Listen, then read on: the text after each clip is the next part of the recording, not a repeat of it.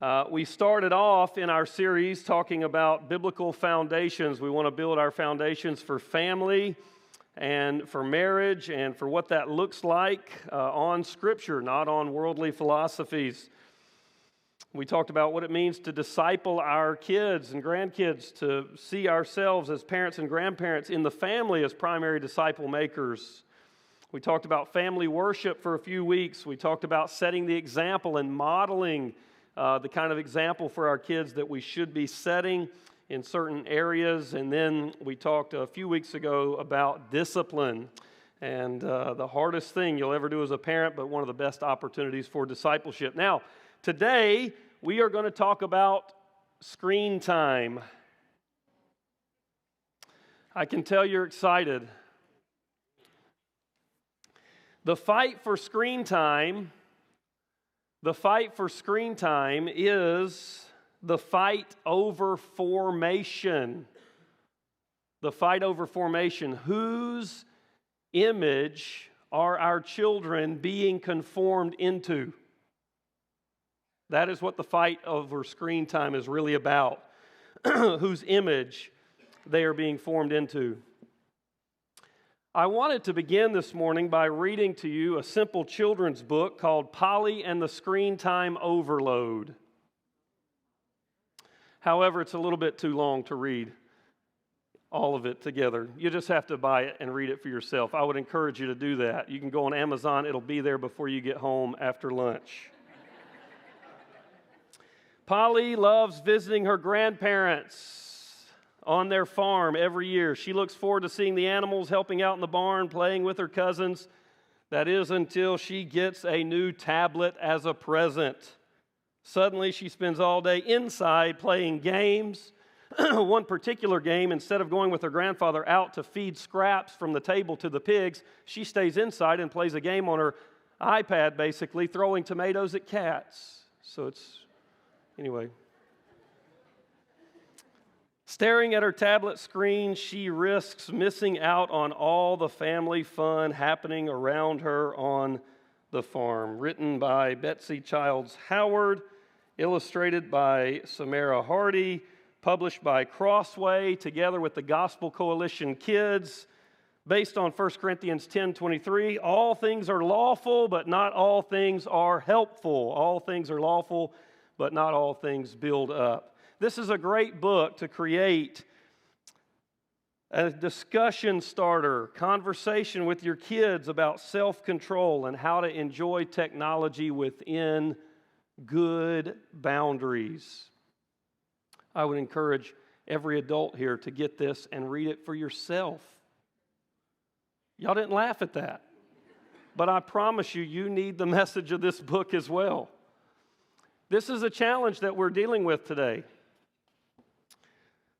It is a fight over formation, not just for our children, but even for us. Whose image are we being conformed into? Tony Reinke, in his new book, 12 Ways Your Phone is Changing You, says, we become like what we like. The words and images we consume transform us. The average adult in America today spends 7 hours and 4 minutes a day looking at screens. That's a lot of formation happening within us. When it comes to redeeming family, when it comes to parenting, when it comes to this, it is a fight, really. I mean that. This is a battle.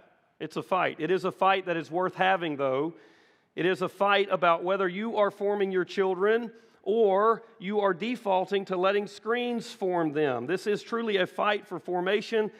It will never be easy, but it will always be worth your time and energy. Parents, I promise you, it won't be easy, but it'll always be worth your time and energy to fight this fight, even if it's the last bit of energy you have left.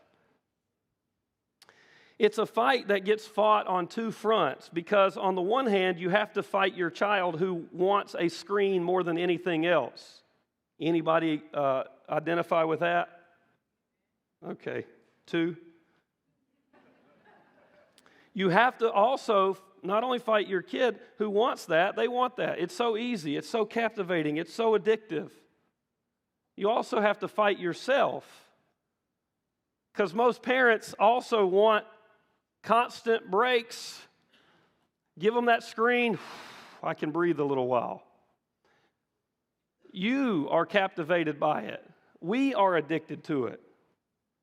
Not just the breaks we get, but the screens ourselves. We got to set an example in this area, and that's difficult. Now, I want to say this, and I think this is a self-evident statement, but I'm going to say it, and I'm going to put it in all caps. No generation previously has faced the challenge of screen time like we face it today. I promise you this. No generation previously has faced the challenge of screen time like we face it today.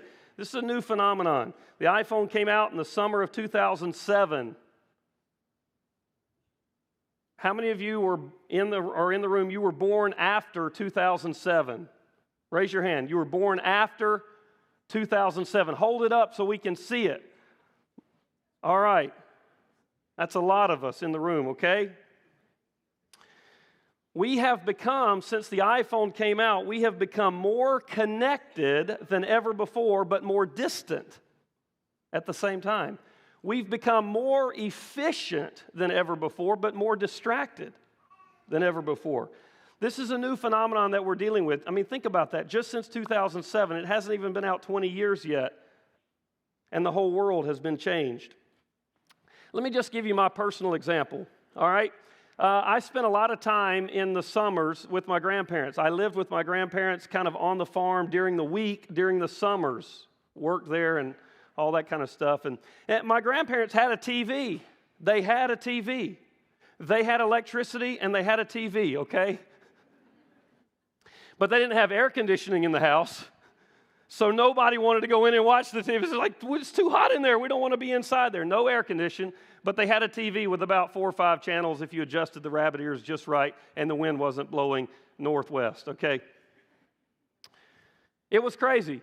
About the only things I remember watching during those summers growing up was like Wheel of Fortune, okay, Together, and the 11 o'clock local news, all right? That Grandpa would fall asleep every night to the 11 o'clock. He's like, don't turn it, I'm watching that. But he was asleep. The first thing I remember like watching consistently for a long period, and about the only thing I remember was the O.J. Simpson chase. Some of you have no idea what that is. Go look it up. Look it up on YouTube. Not right now, but we watched that. Growing up, the first few years, we had no cable TV at our own house. It was like, again, we had 3 or 4 channels. You had to, so Sunday afternoon, you take a nap. Everybody takes a nap on Sunday afternoon. And so I remember, the temptation. I sneak out of bed, go in there and turn the TV on, adjust the antennas, and I'd watch NBA on NBC through all of the lack of high definition, if you will. There's no 1080p for sure. But that was it. Even then, as a teenager in the home, we had dial-up. Y'all remember that noise? Internet. It took you 20 minutes to get on. It was crazy.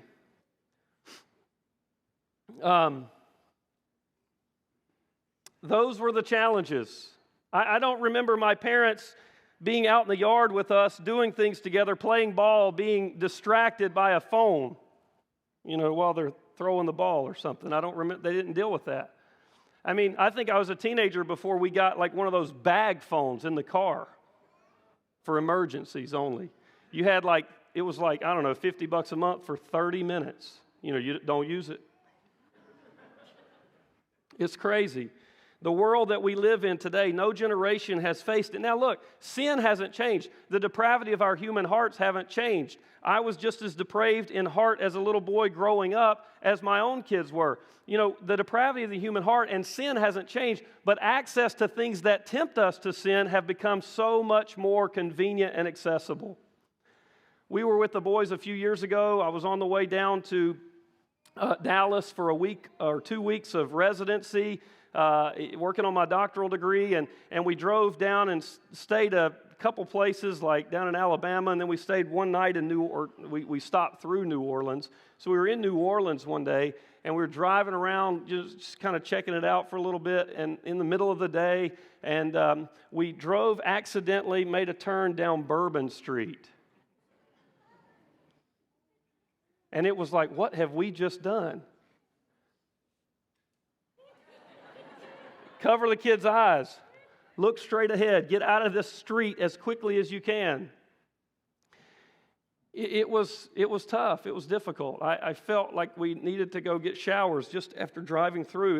It was rough. Bourbon Street, though, is in the pocket, and much more, in the pocket of every single one of our kids if they carry one of these things around. No generation has dealt with the challenges of this like we deal with today.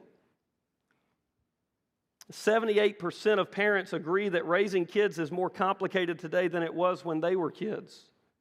Why is it difficult? The top three. Why is it more difficult? The top three responses. Number one, technology and social media.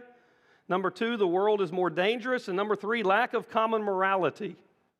So think about that. Lack of common morality. The world is more dangerous, all right, is right up there with, number one, above it, technology. Social media. What makes technology so challenging as a parent? Here were some of the responses that parents gave. Balancing physical activity. So this is what makes technology difficult. Balancing physical activity with online activity. Limiting children's time with and use of technology. Filtering content my children watch, read, or play with. What my children are exposed to by friends through technology. Finding family time without technology, like how do we get that? Monitoring and worrying about children's social media use, access to pornography, keeping up to date with what technology or social media children are using today. These are just some of the challenges that parents report. What are the most difficult things about being a parent and raising children in general? There was a four-way tie between discipline, time management, developing good moral character, and monitoring technology and social media use. Most of these 20 years ago, even 10 years ago probably, would not have even shown up on the list, some of these. Discipline, time management, good moral character development, those would have shown up, but not technology, and it's right up there at the very top of the list. Dave Kinnaman claims that on average, teenagers spend over 5 hours on their smartphones today. New research, over 5 hours on the phone. See, Kinnaman goes on to say, we're all, as human beings, in this experiment. We're in an experiment of what's going on and what it's going to be like for us to be in a digital environment, to be raised in a world that he calls digital Babylon, where so many of the controlling factors are different than they would have been in the past. And here's the thing, even teenagers and young adults, they were surveyed 13 to 21 years of age, and over half of them, 60%, acknowledge we need to spend less time on screens. Adults feel the same way. I don't have to ask you to raise your hand, but imagine if I did, what would you do? If I asked the question, how many of you would acknowledge the need to figure out a way to spend less time in front of screens?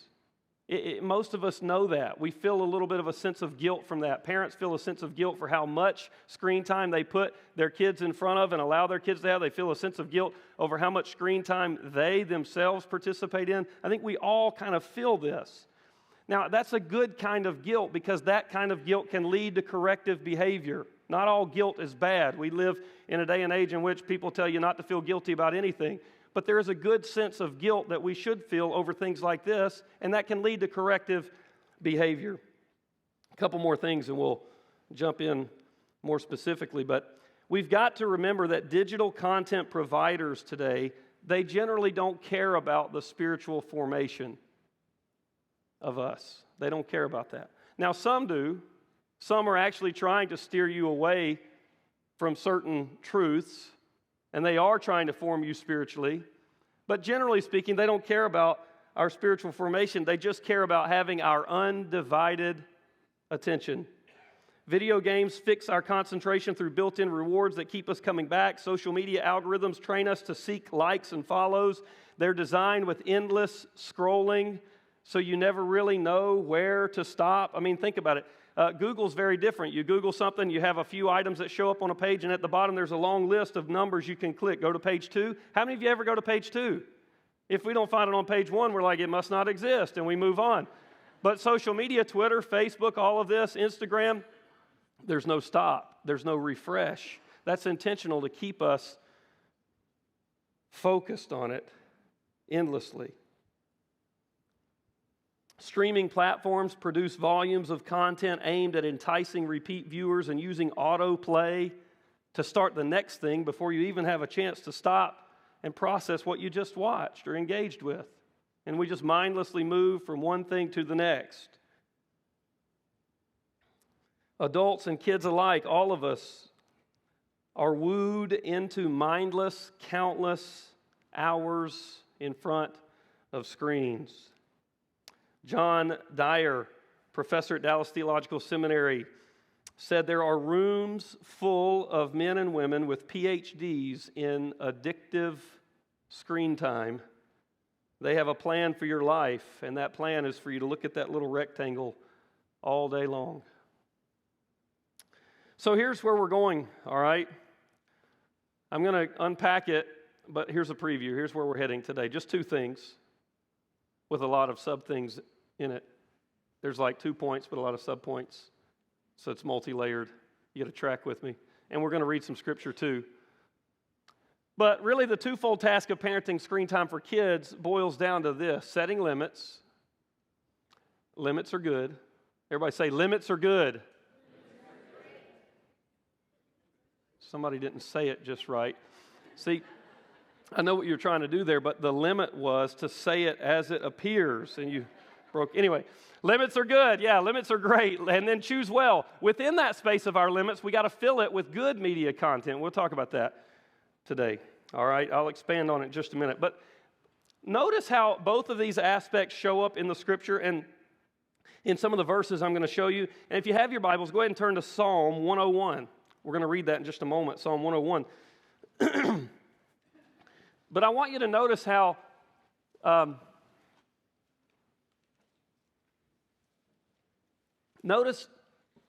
both of these aspects kind of show up in the Scriptures we're going to see. And then also notice, you know, the Bible doesn't say anything about, like, screen time usage, okay? Wasn't a thing. But the Bible has a lot to say about self-control. The Bible has a lot to say about what we think about. And the Bible has a lot to say about the importance of what we allow in through the gate of our eyes and how that shapes our thinking. And that's where this conversation goes biblically. So you're turning to Psalm 101, but look at a few of these on the screen. Here's Proverbs 25:28. A man without self-control is like a city broken into and left without walls.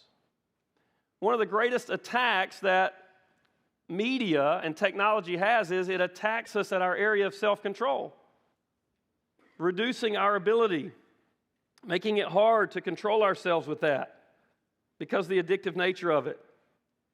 Both kids and adults, both of us, we need walls, we need boundaries to keep technology in its proper place, okay? We do need some boundaries. We need limits for this. You may not realize this, but even on your iPhone, if you go into your settings, you go into screen time usage, right there in your settings, you can actually go in and set parameters on how much time your apps will allow you in a given day to use them. Like if you find you just have a real big problem with scrolling mindlessly on Facebook, and you are bound and determined to keep it on there, set a limit on it. Anyway, there are actually tools that can help us keep it in its proper place, even built in. You know, when you get frustrated, it cut me off today. You can't go into your settings then and increase the limit, all right? So just, you gotta stick with it. But self-control. This is a threat to our self-control, and it's an area that we need to control it. It's a great servant. It's a horrible master. And many of us are mastered by it, and we're allowing our kids to be. 1 Corinthians 15:33 says, look at this, do not be deceived, bad company ruins good morals. In the context of 1 Corinthians 15, Paul is talking to the church at Corinth, and he's saying, there are false teachers who are proclaiming no resurrection. They're proclaiming Christ didn't rise from the dead. And he's saying, don't associate with them.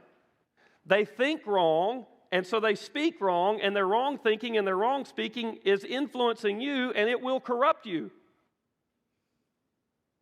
And today, we're letting a lot of people speak into our minds through technology that would be, to put it lightly, described as bad company. It's going to corrupt. It has a corrupting influence. Romans 12, verse 2 says, do not be conformed to this world, but be transformed. How? By the renewal of your mind, that by testing you may discern what is the will of God, what is good and acceptable and perfect. Paul in Romans says, the way we are transformed is through our mind. We've got to renew that. In the story of God, all of us are becoming someone. We're all becoming someone. This is the biblical idea of formation. We are either being conformed to the world or we're being transformed. We're either being conformed to the world by what we think about, or we're being transformed by God.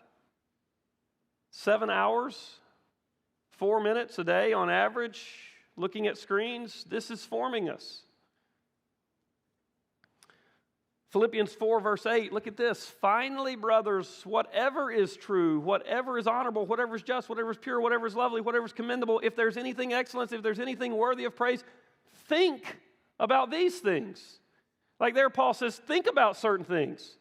In other words, don't think about certain things and think about other things. What we think about is so important and crucial to who we are and who we're becoming. Think about certain things. And let me tell you, it's sometimes very difficult. If everything we're consuming is from social media, it's very difficult even sometimes to figure out what is really true. I mean, I saw some stuff going around this week, and I was like, are you serious? Look at that. And then 10 minutes later, oh, okay. That was from years ago. That wasn't even like an updated recent thing, and they're masquerading. It's just what is true. Like we have a hard time even figuring some of that out today. All right, now Psalm 101. Listen to it. Psalm 101. I will sing of steadfast love and justice to you, O Lord. I will make music. I will ponder the way that is blameless. Oh, when will you come to me? I will walk with integrity of heart within my house. Notice verse 3. Key in on that. I will not set before my eyes anything that is worthless. That ought to probably be taped on the front of every screen we have. I mean, how many of you could say this week you never looked at anything that was just completely worthless and put it before your eyes? Can we say that? I wonder. Think about it. Don't set it before our eyes. He says, I hate the work of those who are faithless, those who fall away, those who don't have faith. It shall not cling to me. A perverse heart shall be far from me. I'll know nothing of evil. Whoever slanders his neighbor secretly, I will destroy. Whoever has a haughty look and an arrogant heart, I will not endure. We endure with a lot of this through our media consumption and what we allow before us. I'll look with favor on the faithful in the land, that they may dwell with me. He who walks in the way that is blameless shall minister to me. No one who practices deceit shall dwell in my house. Wow. Think about that, applied to technology. No one who utters lies shall continue before my eyes. Morning by morning I will destroy all the wicked in the land, cutting off all the evildoers from the city of the Lord. Do you see the connection between integrity of heart, what gets into our heart, and how it gets in through our eyes, and what we put before us and what we allow to stay in front of us? And then one final verse of Scripture from Jesus. Jesus says in Matthew 6:22, he says, the eye is the lamp of the body. So if your eye is healthy, your whole body will be full of light. But if your eye is bad, your whole body will be full of darkness. If then light If then the light in you is darkness, how great is the darkness? He's not talking about the physical health of the eye, but what we allow in being healthy or unhealthy. Like, how healthy do you think you would be physically if all you ever ate were Twinkies and Ho-Hos? Right? We wouldn't be very physically healthy. The point being here, we're putting a lot of that kind of stuff in through our eyes, and that's shaping us mentally and spiritually and emotionally as well. All right, when it comes to the most things in life, if you fail to plan, you are planning to fail. All right, so this is certainly true with regard to raising kids and their relationships to screens. We got to have a plan. Parents, it's in our job description. You got to have a plan. Justin, early in his book, Habits of the Household, makes this statement. He says, consider, as he talks about screen time, consider the stakes. Consider the stakes. What is at stake? Consider the stakes for a moment. If we do not teach our kids, about sex, screens will be happy to do that for us. If we do not teach them categories of good and evil, screens will be happy to obscure all of that. If we do not teach them that God made them who they are on purpose, man or woman, black or white, screens then will be happy to confuse their understanding of all of this. If we do not teach them that buying things will not make them happy and that consumption will always leave you wanting more, screens will teach them that being a consumer is a way of status and satisfaction. So just consider what's at stake here. So what's the plan? All right, here we go. Twofold plan. The first is set limits, right? Set limits. Limits are good. Limits are good. Say it with a smile. Limits are good. We have been taught today that the greatest freedom is found in having no limits. Our American culture teaches us that our greatest freedom is found in living without limits. This is not true. We have to, even as parents, protect our children from infinite desire. Our core struggle as human beings is to want it all. I mean, go back to the Garden of Eden. The temptation was to be limitless like God. Satan, through the serpent, said, "You will be like God if you eat this." There was a limit. Even in the garden, there was a limitation. Eat of the fruit of the trees of every tree, but this one, do not eat of it. For when you do, consequences, death, destruction will come in, right? The serpent said, he just wants to keep you from certain things. You need to be without limits like he is. You'll be like God.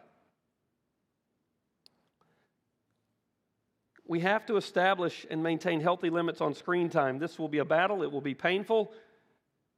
We will lose some of our time and capacity as parents by doing this, but it will be worth it if we set good limits. Painful, but good. And I want to say this too. It is gospel work. This is gospel work when we actually limit our children from having unlimited access. This is gospel work. It is being Christ for your kids when you do this. When you say, you can only use it so much time, or you can only use it in this way, or you can only use it here. When you put limits in and you fight that battle, you're doing gospel work. It's painful for you as a parent, but it's gospel work. It's being Christ to your kids. Jesus took the pain of God's wrath so that we don't have to receive it later.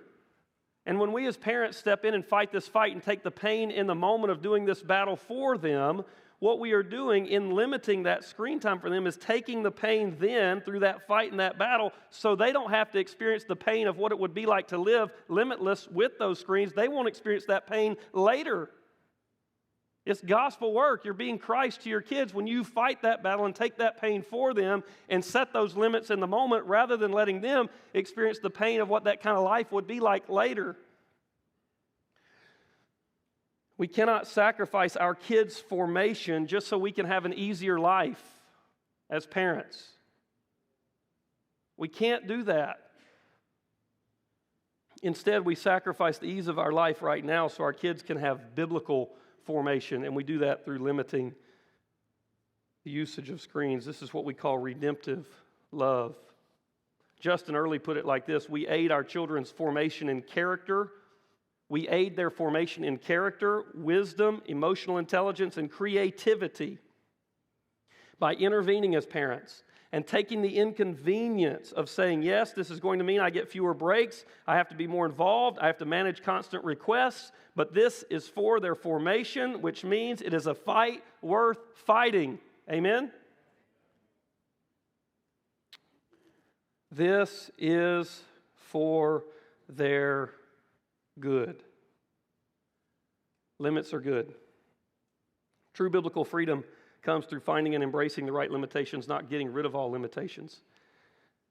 I saw a video several years ago about a guy named Phil Hansen. Phil Hansen was an artist, and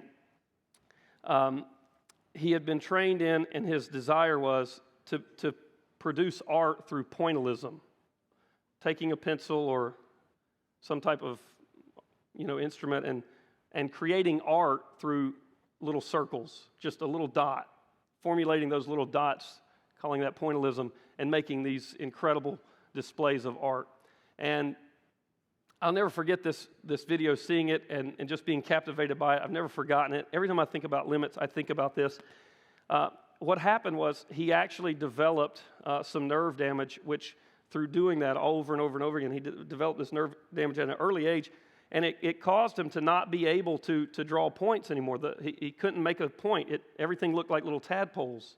He couldn't draw a straight line anymore. Everything was just like this, wavy.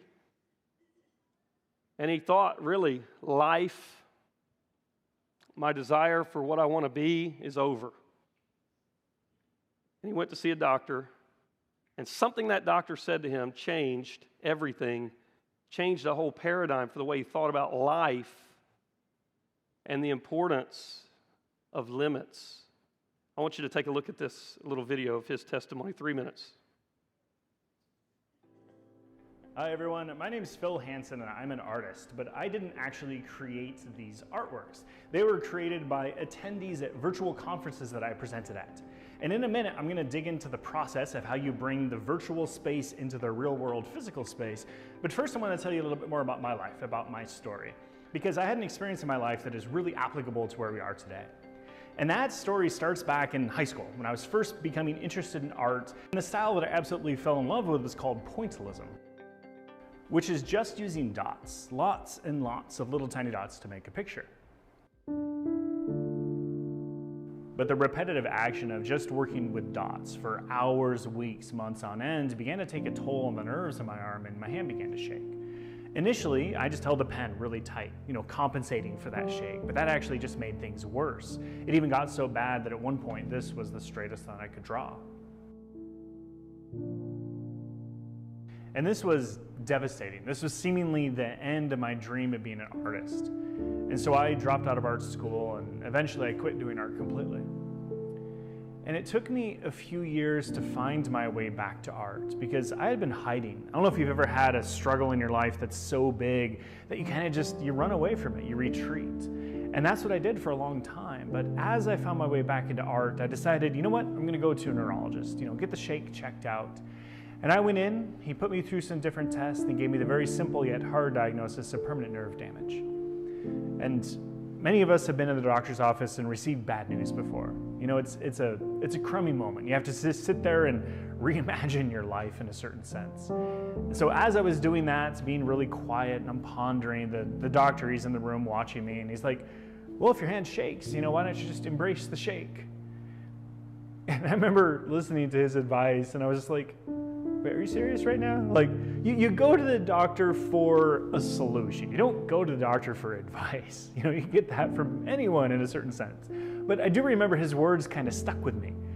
And I was like, well, what would it look like if I embraced the shake? Could I still be an artist? So I decided I was going to get back into it a little bit. So I began experimenting and creating again. And after finding initial success, I realized that this limitation had actually pushed me creatively. And when I realized that was a mind-changing moments because, society, our world, people around us teach us that limitations are bad, constraints are bad. We need more things to be more creative. And yet there I was experiencing the complete opposite. And when I realized that limitations could drive creativity, I wondered, could I actually create limitations? What would happen to my creativity then? And the artistic journey that followed transformed my life. I had my art videos shared all over the world. I had live interviews on CNN. I was the official artist for the 51st Grammys, was a guest on Dr. Phil, and I even gave a TED Talk.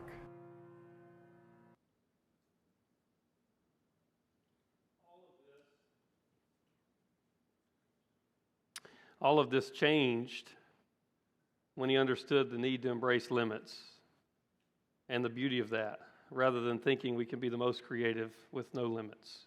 It's incredible, his story. There's hundreds of examples of his artwork that he's produced through thinking through limits and using limitations as a guide for creating. Like this, for example, he thought, what could I create if all I could do is dip my hands in paint and karate chop a canvas? That was the limit. This was the creation. On another occasion, what's the next one I got there? On another occasion, Van Gogh. This is put together, a portrait of Van Gogh put together there through a lot of taking other people's stories and writing them out and then arranging them. And that was the limitation, doing it through other stories. On another occasion, he thought, what could I create for less than $1? And he went to Starbucks and he said, they'll give you an extra cup if you ask for it. So he asked for 50. And they gave it to him. And with about 80 cents worth of pencils and 50 free cups from Starbucks, that was the limitation. He created this. I could show you hundreds of examples. You ought to just go look at it sometime, all right? When you're using your limit to do something constructive with your screens, go research some of this. Because he had a whole line of goodbye art, is what he called it. Art that would not last, but would destroy itself over time. Anyway, just the limits and the creativity that it opened up for him. Limits are, what is it? Good. Limits are good. I mean, even Allison was telling me about an experiment. I looked this up too, an experiment where they took kids on a playground. And they thought, well, wonder what kids would do on a playground if there were no fences around it. Let's just remove the limits. And they went from playing freely within the boundaries to kind of clustering together in the middle, staying near the adults because they really didn't know how far they could go. Limits are good. Limits are good for us. When it comes to media and technology, we have to set proper boundaries. Proper boundaries, healthy limitations provide the greatest opportunities for our kids to flourish in all kinds of ways. And that can be no more true than when we're talking about the use of technology and media consumption. We need a new vision for media, from kids casually consuming to parents carefully curating household media usage. This is what we need in our homes.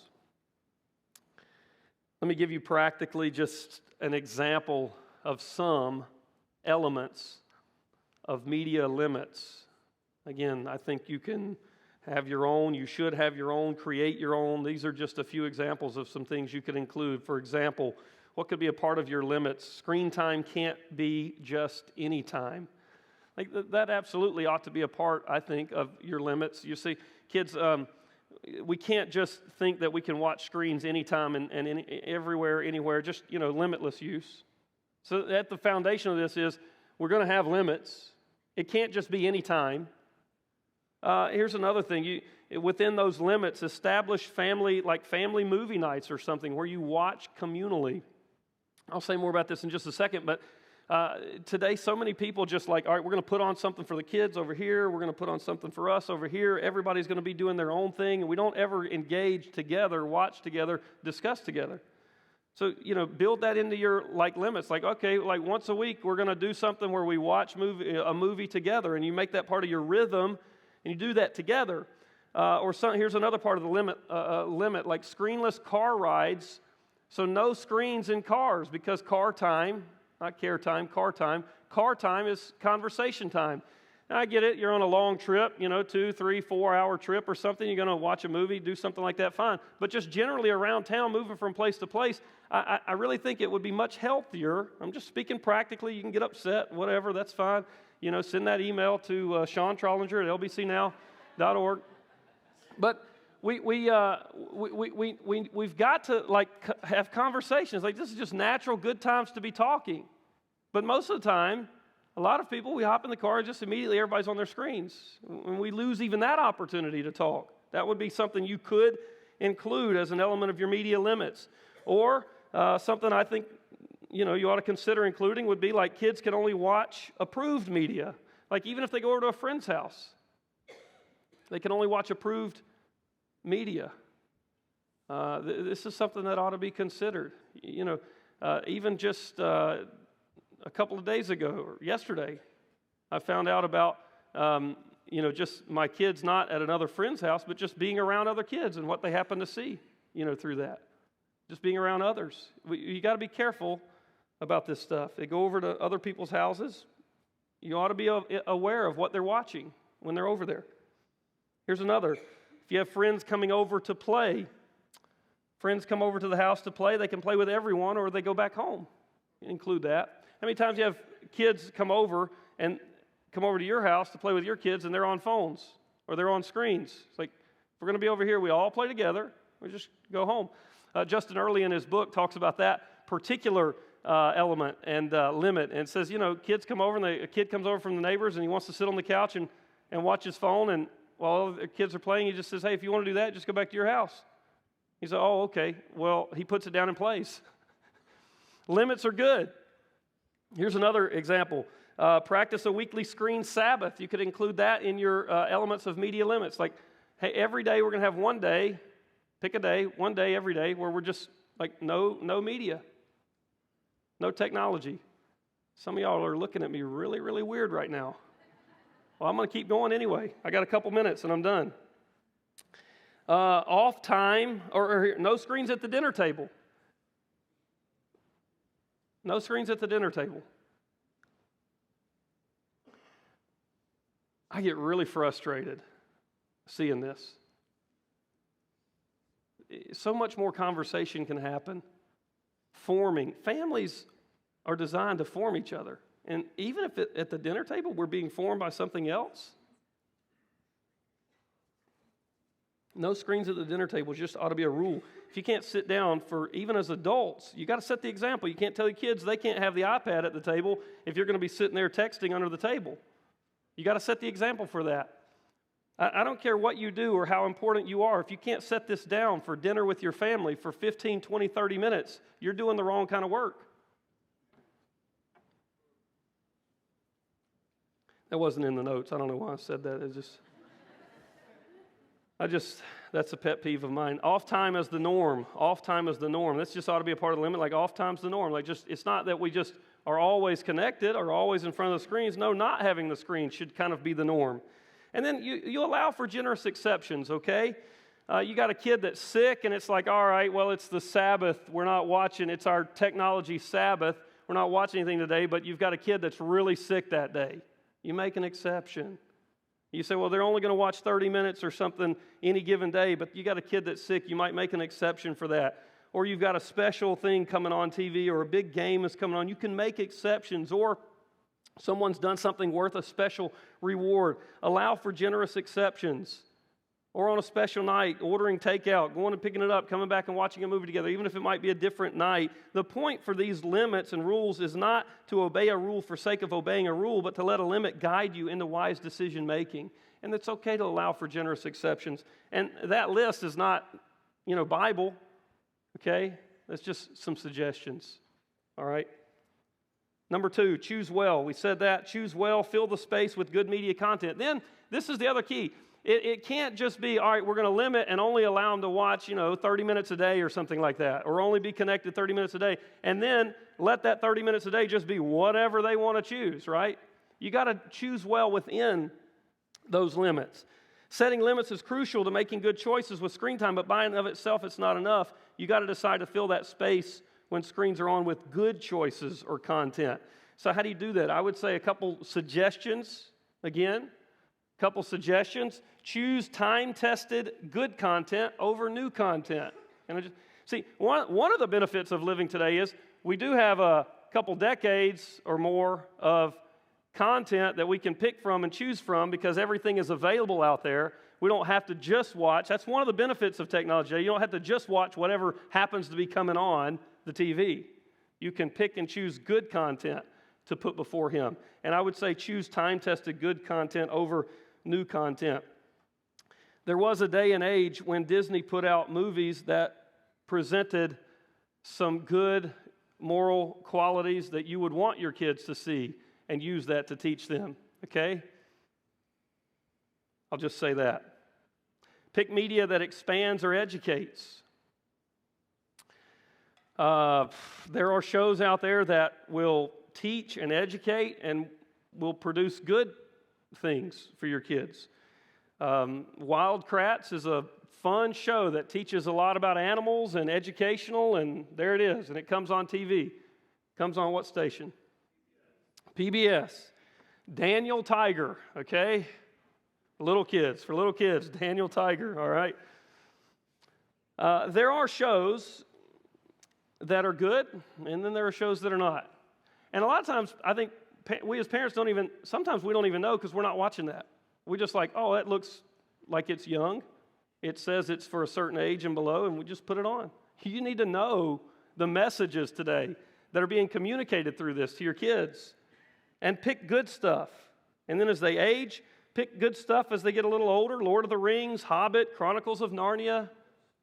Pick some of that stuff. We got some Hobbit fans? Lord of the Rings fans? All right.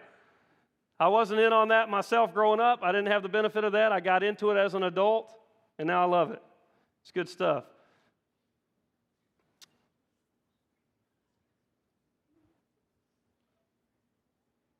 Be present. Watch communally, process communally. Again, too many times we, as parents, we want to turn something on for the kids. We want to go watch our own thing. Don't do that. If you're going to watch stuff, watch it together. Use that as a communal time in your family life. The world is not safe today. It's certainly not appropriate. Even some of the cleanest movies today are going to have inappropriate parts to them. There are services out there like Clear Play and some others where you can filter out, like it'll filter the content for you. The language, the violence, you can set it, choose what you want filtered out. And it filters it for you so the kids aren't exposed to some of that stuff. You can do that, and I would encourage you to look into that if you haven't. But then even some of the cleanest are going to have items and elements in it that it's not the best. But if you're watching it together, you can process it together. Okay? We can't avoid all that violence, explicit language, sexual innuendo. You can't avoid all of that. And I think protecting them from all of that entirely sets them up for failure. Better to wade into those waters with them, processing with them as they see something. The first time a crude joke about the opposite sex is brought up around my boys, I probably won't be there. But I can be there when that is said in a movie, and we can talk about how it's not appropriate to laugh at things like that. You see, we were watching Little Rascals a few weeks ago. Little Rascals. Alfalfa, Darla, Spanky, the He-Man Woman Haters Club.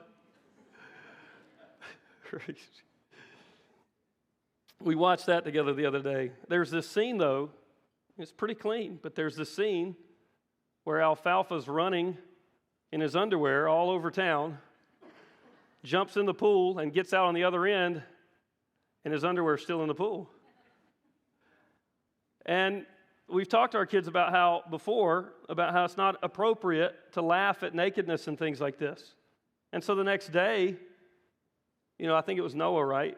The next day, Noah says, why was that? Why did they put that in the movie? Why was that in there? Yeah, I thought that's not appropriate. See? So you're right. And you can process some of that with them and talk about that with them if you're watching together. At some point, we've got to wade into the world. Our kids will have to. We can wade into it with them. It's far better that we're there with them when they do. And you can do that even through this. There's so many good benefits. I'm going to talk more next week about that, about filtering and how to discern and all this, especially on an older kind of teenage level. And then lastly, I just say as a suggestion, make a list. One of the things you can do is go out there and research this, look for this, but make a list of good, appropriate content to allow to be consumed. All right, I'm way out of time. I'm going to ask the band to go ahead and make their way up here, and I'm going to close with a couple statements. I can't outline every single limit that we ought to have, and yours will be a little different than mine, and there's room for variation in that. There's a grayness to this, but generally speaking, I would say we've got to have limits in this area for ourselves, for our kids. We've got to set good limits. We've got to make good choices within those limits, because the fight for screen time is the fight for formation.